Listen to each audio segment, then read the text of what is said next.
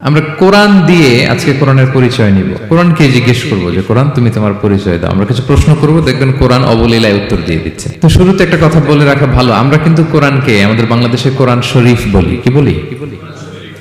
কিন্তু কোরআনে কোথাও কোরআনকে কোরআন শরীফ বলা হয়নি। শরীফ আপনি বলতে পারেন, শরীফ অর্থটা ভালোই, সম্মানিত কোরআন। কোরআন শরীফ মানে সম্মানিত কোরআন।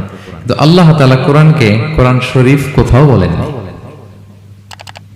আল্লাহ তাআলা কোরআনকে কোথাও বলেছেন কোরআনে মাজিদ, বাল হুয়া কুরআনুন মাজিদুন ফি লাওহিম মাহফুজ। আমি লাওহে মাহফুজে এই কোরআনে মাজিদকে রেখেছি। লাওহে মাহফুজ 7 আকাশের উপরে।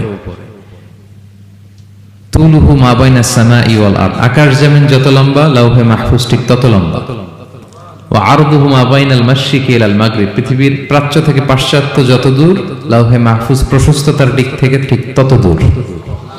ওহুয়া মিন দুররাতিন বাইদা, সাদা ঝকঝকে ডায়মন্ড দিয়ে আল্লাহ লাওহে মাহফুজকে তৈরি করেছেন। এটা হচ্ছে কোরআনের বাড়ি 7 আকাশের উপরে। তা আল্লাহ বলেছেন বাল হুয়া কুরআনুম মাজিদ, কোরআনে মাজিদ বলছেন আল্লাহ, কোরআন শরীফ বলেন নাই। আরেক আয়াতে আল্লাহ তাআলা বলেছেন ইয়াসিন, তারপরে কি ওয়াল কুরআনিল হাকিম। তাহলে আরেক আয়াতে কোরআনে হাকিম বলেছেন, প্রজ্ঞাময় কোরআন, কোরআন শরীফ বলেন নাই। সূরা ওয়াকিয়ার আরেক আয়াতে আল্লাহ তাআলা বলেছেন ইন্নাহু লাকুরআনুন কারীমুন ফি কিতাবিম মাকনুন, এখানে বলেছেন কোরআনে কারীম। সূরা হিজরের এক আয়াতে আল্লাহ বলেছেন কোরআনে আযীম, ওয়ালাকাদ আতাইনাকা সাবআম মিনাল মাসানি ওয়াল কুরআনাল আযীম। নবী হে, আপনাকে আমি নিত্য পাঠনীয় সপ্ত বাক্য দিয়েছি আর কোরআনে আযীম দিয়েছি। তাহলে আল্লাহ বললেন কোরআনে মাজিদ, তিনি বললেন কোরআনে হাকিম, তিনি বললেন কোরআনে কারীম, কোরআনে আযীম। কিন্তু এগুলো সব থেকে আমরা কি বলি? কোরআন শরীফ বলতে পারেন, অর্থ ভালোই, কিন্তু কোরআনে নাই, আল্লাহ তাআলা বলেন নাই। আসুন কোরআন শরীফ বলার পাশাপাশি আমরা কোরআনে কারীম, কোরআনে মাজিদ এগুলো বলতে অভ্যস্ত হই, কারণ এভাবেই কোরআনকে পরিচয় দিয়েছেন আল্লাহ তাআলা। পারা যাবে তো ইনশাআল্লাহ? শুধু কোরআনই কোরআনের নাম নয়, এছাড়াও কোরআনের আরো অনেক নাম কোরআনে খুঁজে পাওয়া যায়। যেমন কোরআনের একটা নাম হচ্ছে আল কিতাব। কোরআনের একটা নাম কি?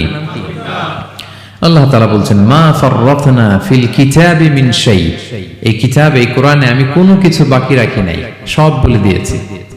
সব, ব্যক্তি জীবনে, পরিবারে, সমাজে, রাষ্ট্রে, রান্নাঘর থেকে শুরু করে বঙ্গভবন পর্যন্ত, কাঁথা সেলাই থেকে শুরু করে মহাকাশ পর্যন্ত সব আল্লাহ কোরআনে বলে দিয়েছেন, কিছু বাকি রাখে নাই।